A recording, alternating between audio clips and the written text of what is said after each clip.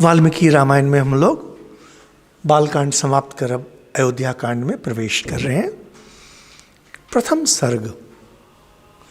अभी तक हम लोगों ने देखा, सार संक्षेप अगर करें, कि देवताओं की प्रार्थना सुनकर भगवान विष्णु कौन है, क्या है, इसके बारे में हम लोगों ने पहले आलोचना कर ली है। यहाँ पर हम लोग फिर से नहीं कहेंगे। हम लोग आज जिस तरह से भगवान विष्णु को देखते हैं उस तरह से वाल्मीकि के समय नहीं देखा जाता था। वहाँ पर विष्णु एक देवता है और देवताओं में श्रेष्ठतम है।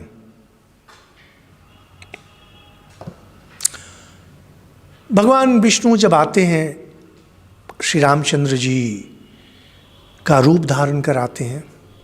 अवतार तत्व के बारे में हम लोगों ने आलोचना की है, पहले हो चुका है।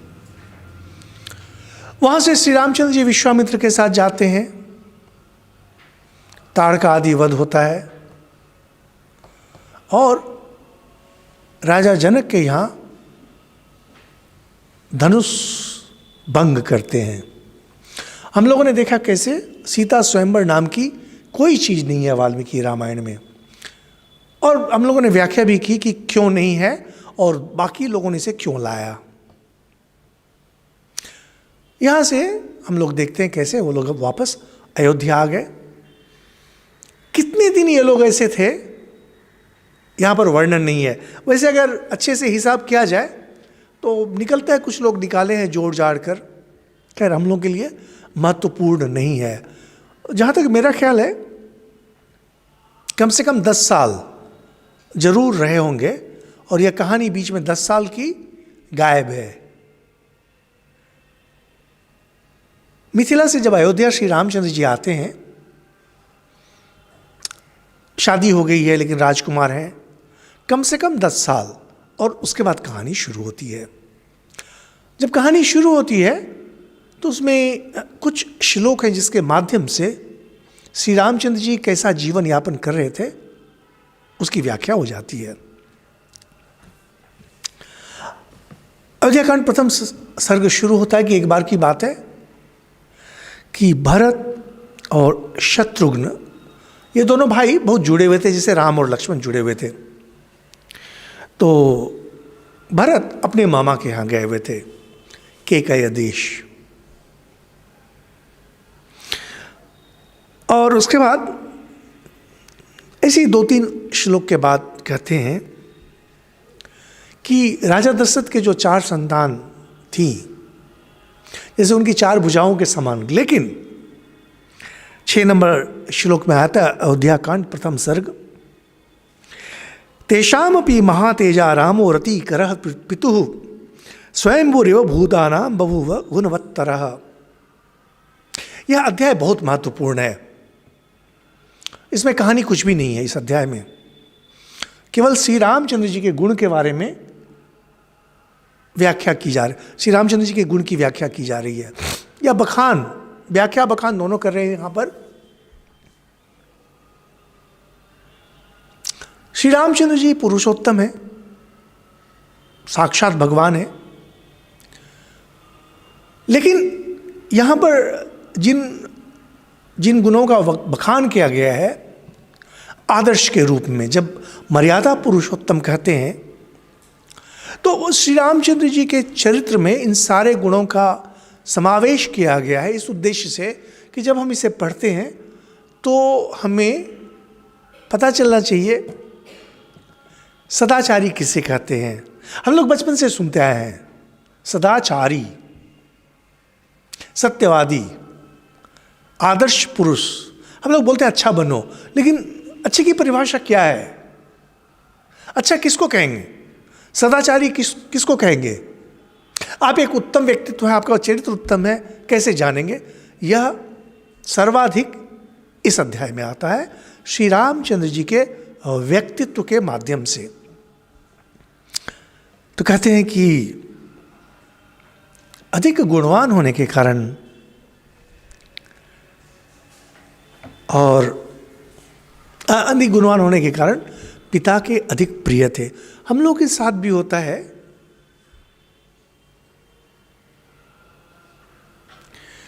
हम लोग उसी को प्यार करते हैं जिसमें हम अपनी छवि देखते हैं। उपनिषद में यह बात आती है कि व्यक्ति जब स्वयं को देखता है किसी चीज में तभी उसको प्यार करता है। याज्ञवल्क्य अपनी धर्म पत्नी मैत्रेयी को यह बात कह रहे हैं।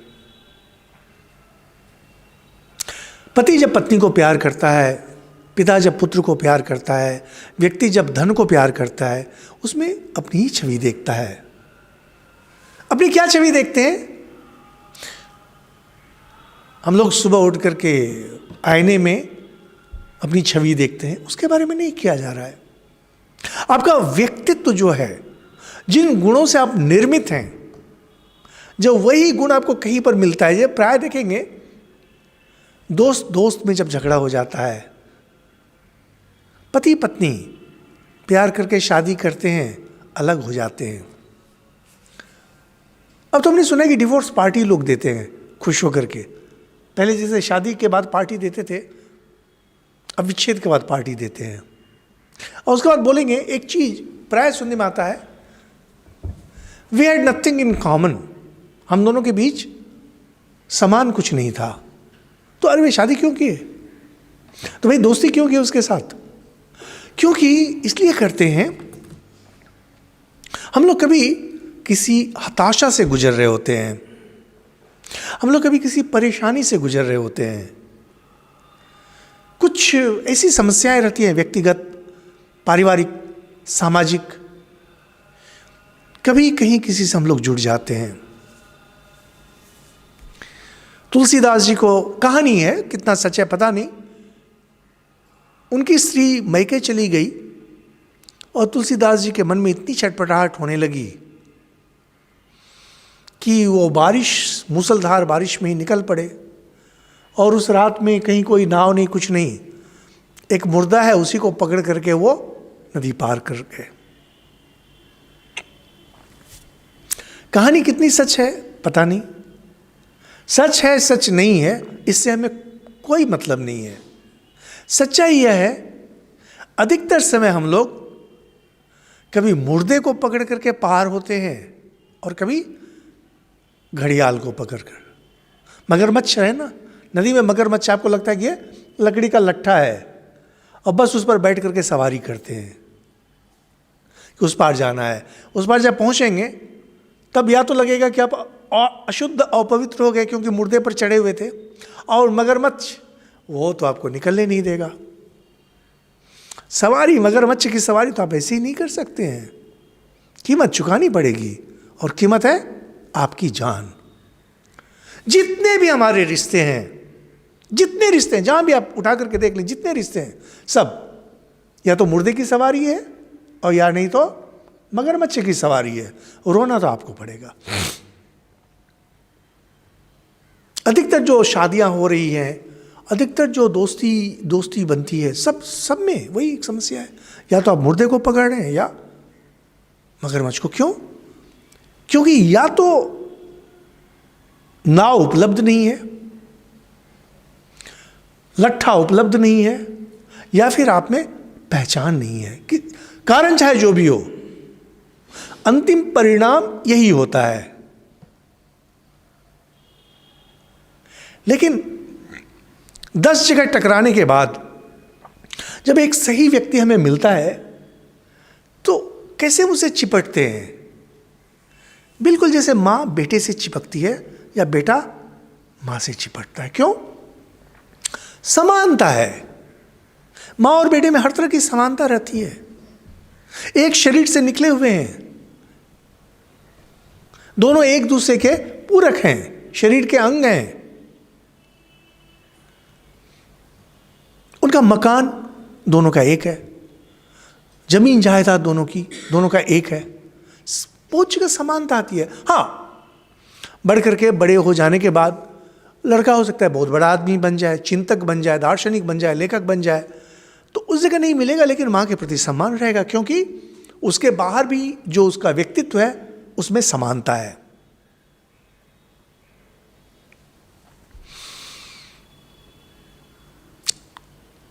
राजा दशरथ गुणी व्यक्ति हैं, उनमें शक्ति है, उनमें बल है, बुद्धि है, ज्ञान है, और स्वयं भी सदाचारी हैं। और इस कारण से जब अपने उस पुत्र में देखते हैं कि उनके जैसा ही है, तो स्वाभाविक है कि उसे अधिक प्यार करेंगे। अगर आप कल्पना करें, चोरों की बस्ती है, कल्पना करें, वहां उनका पेशा ही है चोरी करना, और वहां पर अगर कोई गांधी जी जैसा व्यक्ति अगर जन्म ले ले तो क्या होगा? निकाल देना पड़ेगा। नहीं भैया, तुम सत्यवादी हो, तुम हटो यहां से, तुम्हारी आवश्यकता मुझे नहीं है, हमें यहां चोर की ही आवश्यकता है। उदाहरण के लिए, भारतीय जासूस पाकिस्तान में जो काम कर रहे हैं, वो अगर गांधी जी की तरह सत्यवादी हो जाएं तो कल को अपना टंटा निकल जाएगा। लोग अपने जैसों से दोस्ती करते हैं, लोग स्मगलर से दोस्ती करते हैं, डाकू लोग डाकू से दोस्ती करते हैं। हाँ, एक दूसरे के क्षेत्र में नहीं जाएंगे, लेकिन यह जो मित्रता है, शादी है, समान स्वभाव में होती है। समान स्वभाव अगर नहीं हो तो नहीं। राजा दशरथ और श्री राम दोनों समान स्वभाव के हैं। भरत, लक्ष्मण, शत्रुघ्न, इनमें भी समानताएं हैं, रामचंद्र में बहुत अधिक है। और साथ में कहते हैं, बोलते हैं कि नहीं, एक दूसरा कारण भी है कि ये तो भगवान विष्णु के अंश से थे और देवताओं की प्रार्थना पर मनुष्य लोक में अवतीर्ण हुए थे।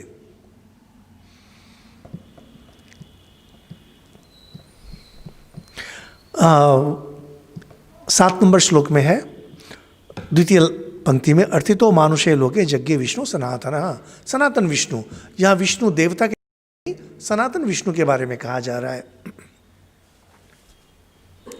यह एकदम बहुत विचित्र बात है कि हम लोग जब देखते हैं अवतार तत्व, हम लोग देखते हैं कि अवतार जब आते हैं, कम से कम प्रथमावस्था में सबको अपनी ओर आकर्षित करते हैं।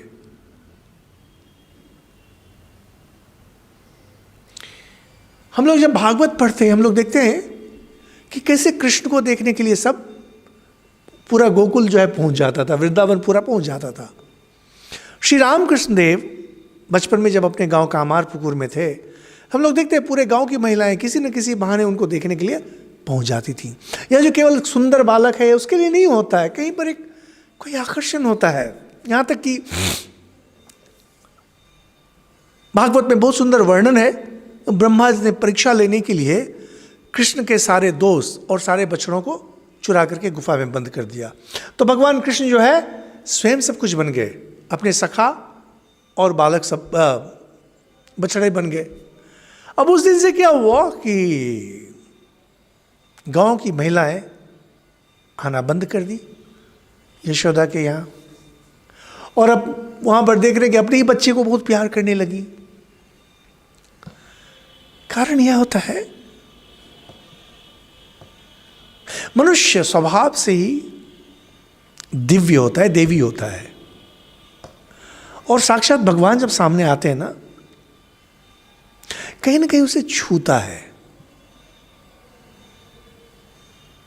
श्री रामचंद्र जी भगवान हैं, उनमें वह दिव्य भाव है। असल में देखेंगे आप में जब दिव्य भाव आएगा, जब ध्यान तपस्या कर, त्याग तितिक्षा कर, आप देखेंगे अधिक लोग आपकी ओर आकर्षित हो रहे हैं। कुछ लोग आपकी निंदा भी करेंगे, अरे जीसस को तो उन्होंने क्रूसीफाई ही कर दिया, लेकिन जीसस के नाम पर लोग सब कुछ छोड़ के निकल भी आए। श्री राम कृष्ण देव को कौन जानता था? कलकत्ता में लोग निंदा ही करते थे, मजाक उड़ाते थे, लेकिन उनके नाम पर लोग निकल आए। यह आकर्षण शक्ति बहुत तीव्र होती है।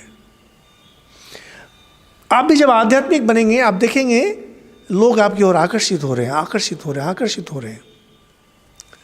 धनी व्यक्ति के पास या क्षमतावान पुरुष के पास लोग अपना काम निकालने के लिए जाते हैं, आकर्षित होकर नहीं जाते हैं। जब लोग बोलेंगे कि बस मैं तो आपसे केवल मिलने आया हूं, समझना पड़ेगा कि आपके अंदर दैवी गुण की वृद्धि हो रही है। वृद्धि उस अर्थ में नहीं होती है, जो आवरण है आपके ऊपर सांसारिक, वह आवरण हट रहा है, हटता चला जा रहा है। श्री रामचंद्र जी साक्षात भगवान है। राजा दशरथ को उनसे कोई आपत्ति नहीं है, साथ में संतान भी हैं। स्वाभाविक है कि उनका प्यार बहुत अधिक रहेगा, दो कारण से। पहला है मनुष्य रूप में वे श्रेष्ठ हैं, और दूसरा साक्षात भगवान है जो कि दशरथ को पता नहीं है। और कहते हैं कि कौशल्या इतनी खुश है, लगता है जैसे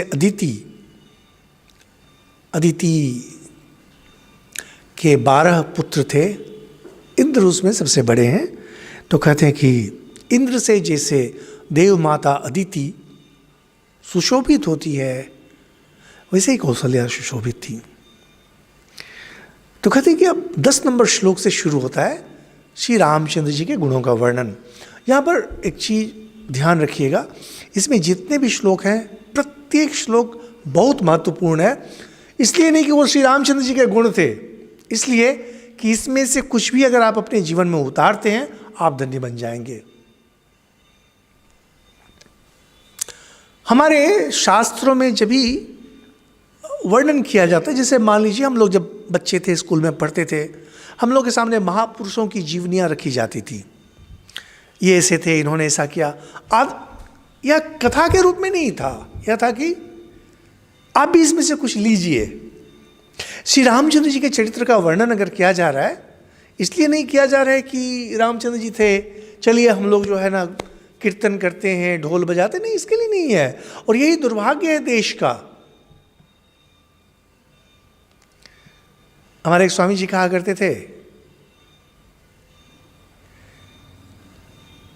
किसी व्यक्ति ने आपको, जो आपको बहुत प्यार करता है, उसने आपको एक गिलास दूध दिया और आप बोलते हैं कि उन्होंने दूध दिया है, हमें एक गिलास, उसे संभाल कर रखते हैं, रोज उसकी पूजा करते हैं, फूल चंदन चढ़ाते हैं, इधर भूखों मरते जा रहे हैं।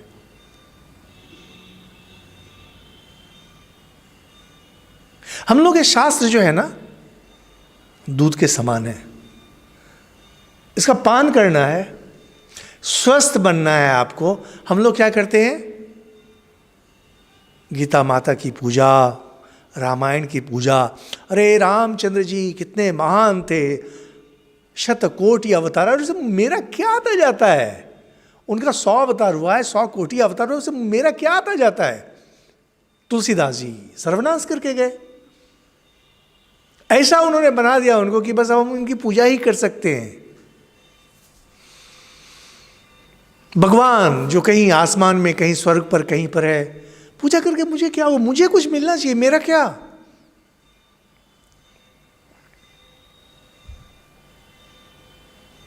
दिन रात अगर हम आपकी स्तुति करते रहे, दिन रात अगर हम आपकी स्तुति करते रहे, उसमें मुझे क्या मिलेगा? कुछ भी नहीं। ये ग्रंथ हैं, ये शास्त्र हैं। शास्त्र का अर्थ ही होता है जो शासन करते हैं, यानी जिसको अपने जीवन में जब आप उतारते हैं, जीवन आपका आगे बढ़ता है।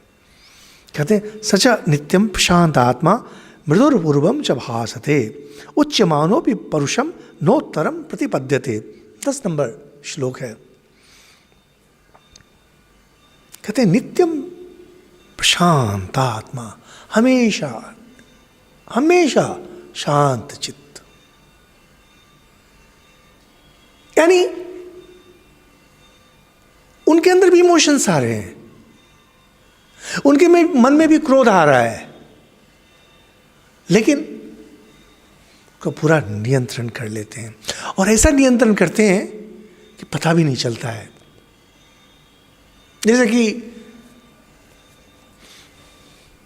रामायण सीरियल आदि अगर देखे हो, हम लोग उसमें छोटे बच्चे थे, देखे थे, सब जगह दिखाएंगे रामचंद्र जी भगवान हैं, नाराज नहीं होते हैं, और अगर कभी नाराज हो गए तो जैसे वह नाटक है।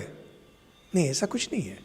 हम लोग जब रामायण पढ़ेंगे एक के बाद एक देखेंगे रामचंद्र जी दुखी भी हो रहे हैं, सच के दुखी हो रहे हैं सीता के विरह में, राज्य को खोने के कारण। हम लोग देखेंगे रामचंद्र जी गुस्सा कर रहे हैं, क्रोध कर रहे हैं, लक्ष्मण उन्हें समझा रहे हैं भैया आप शांत हो जाएं।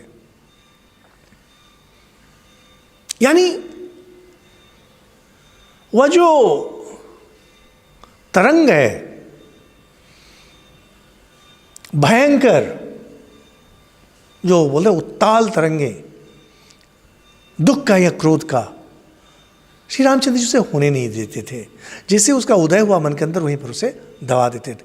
कभी कभी जब बहुत अधिक हो जाता था तो वह उच्छ्वास निकल आता था, लेकिन साधारणतः हम लोग यहाँ पर अभी बात किए कि कैसे करीबन 10 साल, इसका वर्णन यहाँ पर नहीं है, तो ये पिछले 10 साल में क्या हो रहा है इसका वर्णन किया जा रहा है, और साथ में उनका जो साधारण चरित्र था उसके बारे में।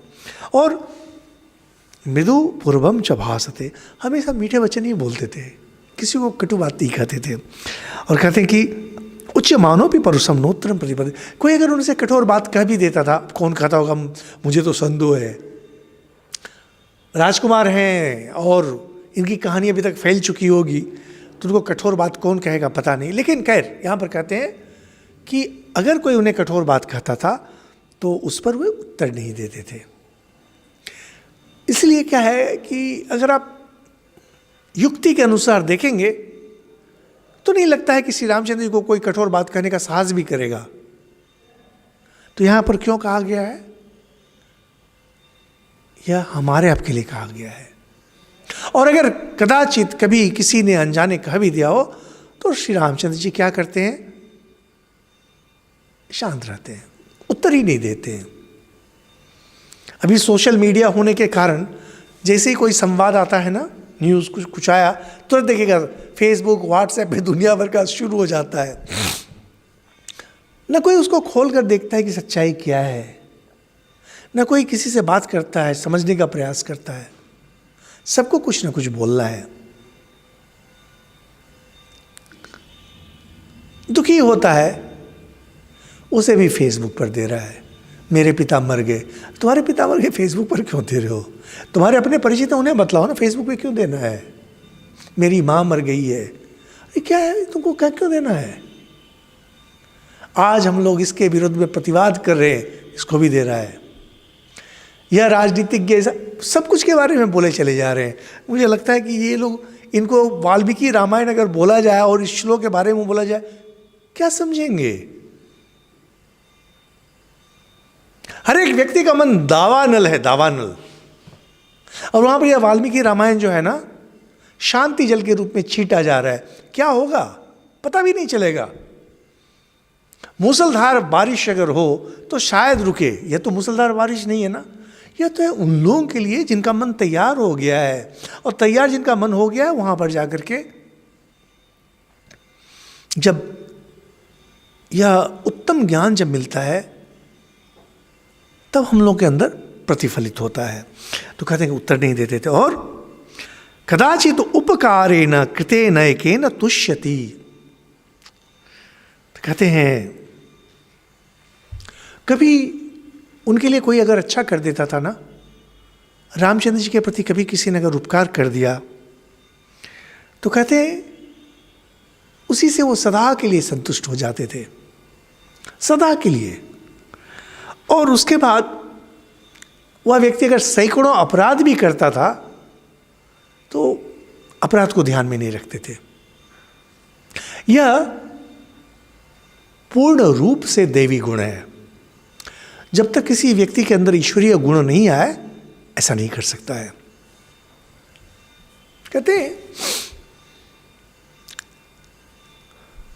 भगवान के प्रति अगर आप एक भक्ति करते हैं और 100 अपराध, भगवान आपके 100 अपराध क्षमा कर देते हैं। मनुष्य के प्रति अगर आप 100 अच्छा करते हैं और एक बुरा, तो व्यक्ति वही बुरा याद रखेगा, 100 अच्छाई को याद नहीं रखेगा। यह मनुष्य का स्वभाव होता है, और ईश्वरीय स्वभाव भी होता है कि एक किसी ने अच्छा किया है उसको वही याद रहेगा। 100 अपराध कर रहा है, याद नहीं रखेगा। जिस समय अपराध कर रहा है उसमें तो आएगा कि हर बदमाशी कर रहा है, लेकिन 2 मिनट बाद भूल जाएगा। तो श्री रामचंद्र जी के बारे में कहते हैं, तो यह है, श्री रामचंद्र जी में यह गुण था, कोई संदेह नहीं। लेकिन यह हर व्यक्ति जो थोड़ा आध्यात्मिक होता है, जिसमें ईश्वरीय गुण का प्रादुर्भाव होना शुरू होता है, वह व्यक्ति ऐसा ही होता है। और साथ में कहते हैं, शील वृद्धेर ज्ञान वृद्धेर वयो वृद्धेश्च सज्जने कथयान्नास्तवे नित्यम अस्त्रो योग्यांतरे स्वपि। क्षत्रिय हैं, अस्त्र शस्त्र का अभ्यास करते रहते हैं, लेकिन उसमें भी वे समय निकाल करके, जहाँ भी थोड़ा सा समय निकलता है ना, सज्जनों का संग करते हैं। और सज्जन को रामायण कैसे परिभाषित कर रहा है? शील वृद्ध, जो उत्तम शील युक्त हैं, ज्ञान वृद्ध, ज्ञान में बढ़े चढ़े हैं, और वयो वृद्ध, जो उम्र में बढ़े हैं। शील वृद्ध, ज्ञान वृद्ध, वयो वृद्ध, इस 3 को बोला जाता है। इसको आप लोग थोड़ा अंडरलाइन करके रखें, बहुत महत्वपूर्ण श्लोक है। महाभारत युद्ध के समय अर्जुन एक बार नाराज हो गए थे, और इतने नाराज हो गए थे कि उन्होंने युधिष्ठिर का गला काट देने के बारे में सोचा। नाराज हो गए थे अर्जुन। श्री कृष्ण थे साथ में। श्री कृष्ण तुरंत बोलते हैं, अर्जुन यहां पर हटा तलवार क्यों? तो अर्जुन कहते हैं कि युधिष्ठिर ने, मेरे बड़े भाई ने, मेरे गांडीव धनुष जो उनका है उसका अपमान किया है। मैंने कसम खाई कि मैं ऐसे व्यक्ति को छोड़ूंगा नहीं।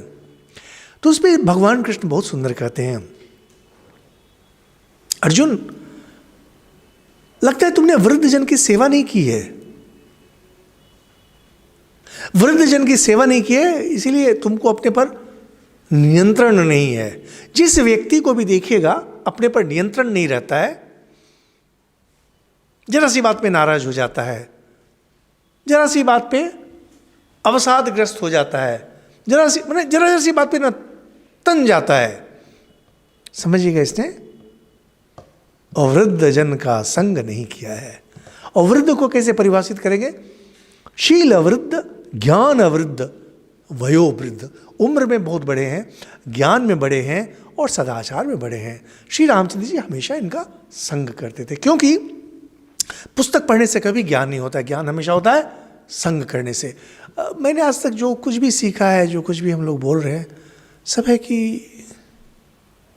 बहुत अच्छे संत महात्माओं का संग किया है मैंने, इसीलिए पुस्तक पढ़ने से नहीं होता है। और पुस्तक पढ़ने से ना आपके मन में उदाहरणा बनती भी नहीं है, क्योंकि आपका मन तैयार नहीं होता है। क्योंकि मन तैयार नहीं होता है, इसलिए आप अच्छी बातों को ग्रहण नहीं कर सकते हैं। और कहते हैं बुद्धिमान मधुराभासी पूर्वभासी प्रियंगवदः, एक एक करके उत्तम चरित्र का वर्णन किया जा रहा है। बुद्धिमान थे। बुद्धिमान का अर्थ होता है जो सही क्या है गलत क्या है इस बात को समझ सकें और सही पर स्थिर रहकर अपना काम कर सकें। केवल हम जानते हैं, हर बात में बोले हाँ मुझे पता है, नहीं, ये नहीं, उसके अनुरूप आपका जीवन भी होना चाहिए। मधुराभासी, मीठे वचन बोलते हैं, और पूर्वभासी प्रियंगवदः, बोलते कोई व्यक्ति अगर उनके पास आता है मिलने के लिए तो पहले यही बात करते हैं रामचंद्र जी। और प्रियंगवादी, मीठी बातें। हम लोग क्या करते हैं, हम लोग बैठे हुए, उसको आगे बोलना पड़ेगा हुजूर हम आपके पास आए, नहीं ऐसा नहीं, बोलो क्या बोल रहा है, ऐसे नहीं, इसी कहेंगे आहा कहिए कैसे आना हुआ।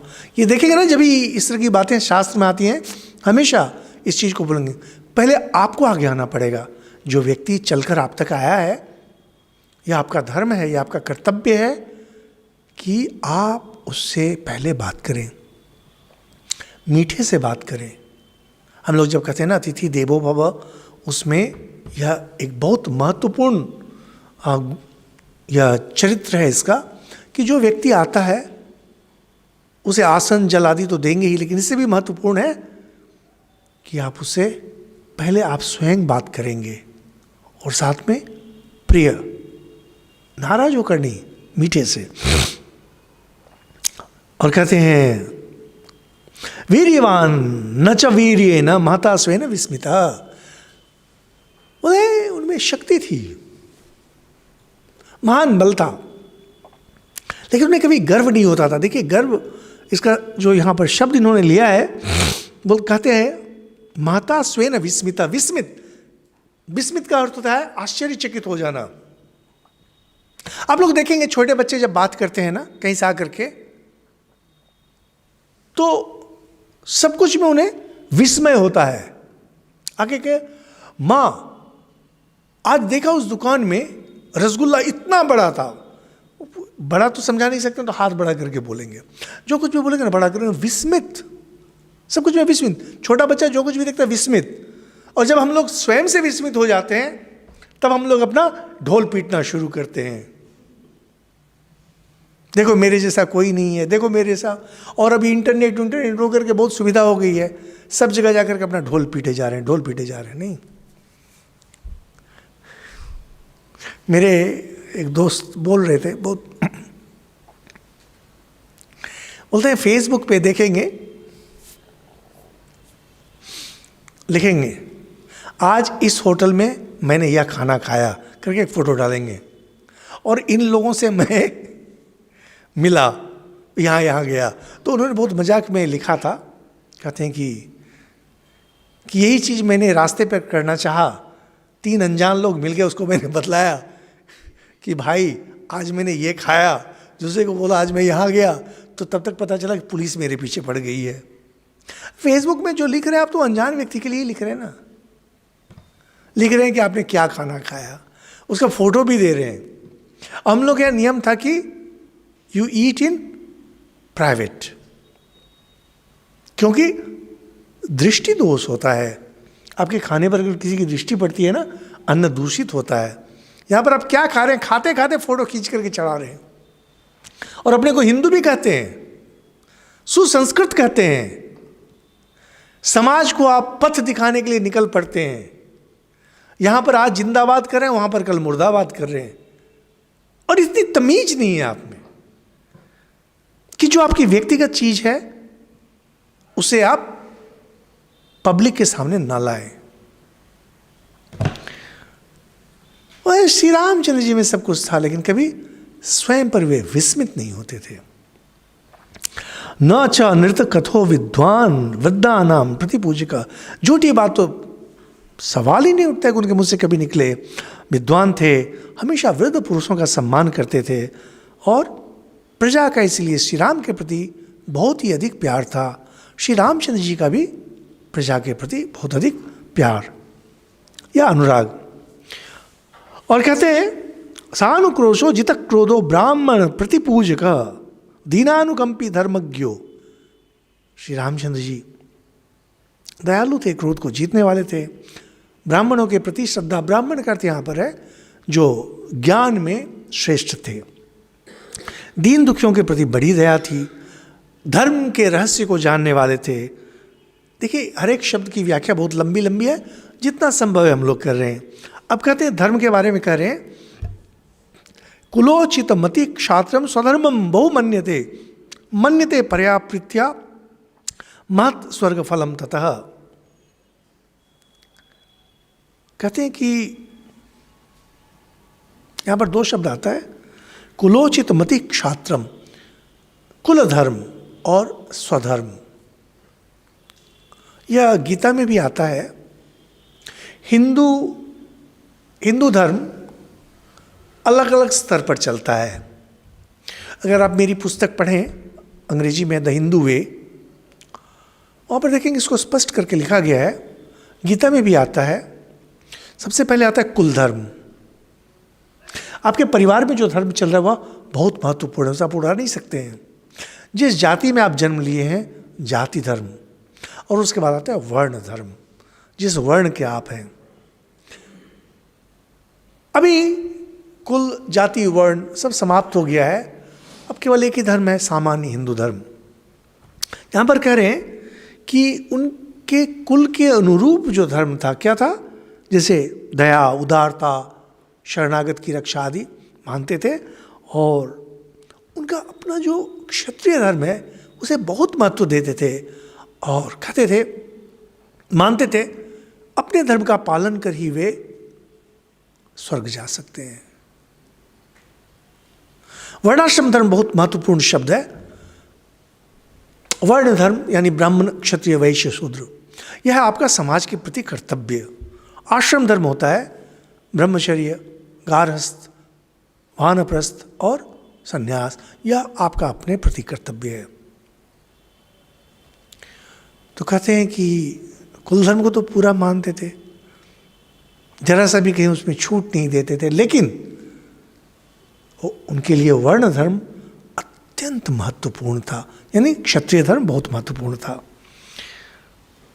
अमंगलकारी निषिद्ध कर्मों में कभी प्रवृत्ति नहीं होती थी, शास्त्र विरुद्ध बात कभी नहीं सुनते थे, और जब युक्ति तर्क होता था तो बृहस्पति के समान, बृहस्पति देवताओं के गुरु हैं, और कहा जाता है कि उनकी नीति, उनकी युक्तियां बिल्कुल युक्ति संगत होती हैं, बिल्कुल उनके समान थे। तो कहते हैं शरीर निरोग था, अवस्था तरुण, अच्छे वक्ता इत्यादि।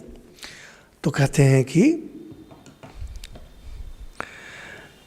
साथ में वेद को जानते थे, वेदांग को जानते थे, सरल थे इत्यादि कह करके वहाँ से एक ही तरह की बातों को उसके बाद धीरे धीरे धीरे वह इसकी पुनरावृत्ति की जा रही है।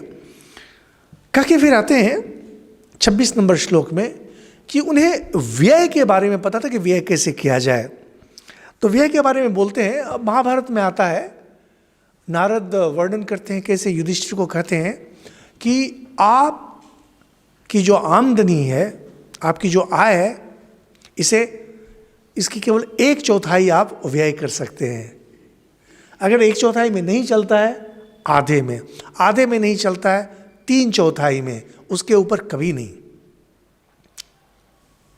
3/4 हो गया बिल्कुल अंतिम, यानी जो आपकी आय है कम से कम 1/4 25% आपको बचा के रखना है।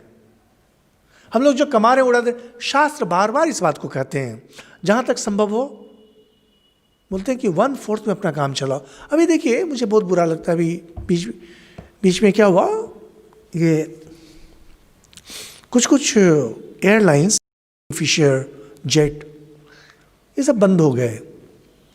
तो फिर कभी कभी देखता था कि उसमें कोई था, उसने सुसाइड कर लिया, ये था उसने सुसाइड कर लिया। बुरा लगता है देख करके, सुन करके, तो बहुत ही बुरा लगता है। तो मेरे एक दोस्त से बात हो रही थी, मैं बोल रहा था कि देखिए उनकी जगह अगर मैं होता तो मैं तो कभी जो आमदनी हो रही है उसके अनुसार मैं कभी खर्च ही नहीं करता। शास्त्र वर्णित जो है कि इसको आपको बचाना है, पहले तो मैं बचाता, जिससे कि आप थे एक साधारण आदमी, रातों रात आपकी आय बढ़ गई और रातों रात आपने व्यय भी बढ़ा दिया।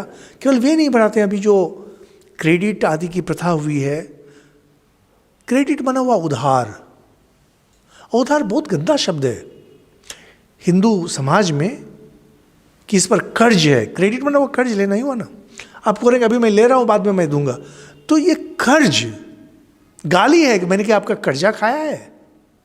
कर्ज लेकर के आप जिंदगी चला रहे हैं क्या? हर महीने मुझे जो आय होगी उससे मैं आपको चुकता दूंगा। और उसमें भी लोग ये छूट बहुत कुछ करते हैं, लेकिन हम लोग साधारण चीज़ नहीं समझते हैं। हिंदू समाज इसी चीज़ पर खड़ा है, जो भी आपकी आमदनी है 1/4 खर्च करें, बहुत हुआ तो आधा। श्री रामचंद्र जी इस चीज़ को जानते थे, और साथ में कहते हैं कि अर्थों का विभाजन जैसे 1/4 अगर मान लीजिए, आधा आधा हम लोग मान लेते हैं कि आधा आप बचा रहे हैं और आधा आप खर्च कर रहे हैं। कैसे खर्च करेंगे? इसे कहते हैं विभाजन। विभाजन करते हैं, इसको भागवत में कहते हैं कि धर्म, यश, अर्थ और आत्मा, स्वजन। तो 1 2 3 4 5 5 में खर्च किया जाता है। जो भी आप कमा रहे हैं ना, 5 जगह आपको खर्च करना है। धर्म के लिए खर्च करना है, अर्थ के लिए खर्च करना है, यश, समाज में यश पाने के लिए,